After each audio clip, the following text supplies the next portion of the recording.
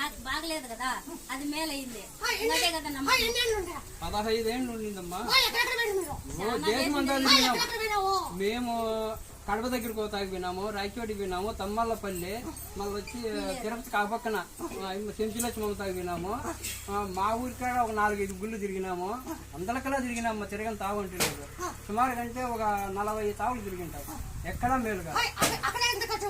అక్కడ పోయిన తాళ్ళలో 4,000, 3,000, 5,000, 10,000 మేము ఆయమ్మకి ఇచ్చే అంతటోళ్ళము మనము. ఆయమ్మకి మా ఏం ఆశించరా మనం ఏనో లేదమ్మా. ఇప్పుడు ఏందో మాకు బుద్ధి పుట్టి కట్టి ఉండి ఏమన్నావో వేసిండమ్మా, అంతే.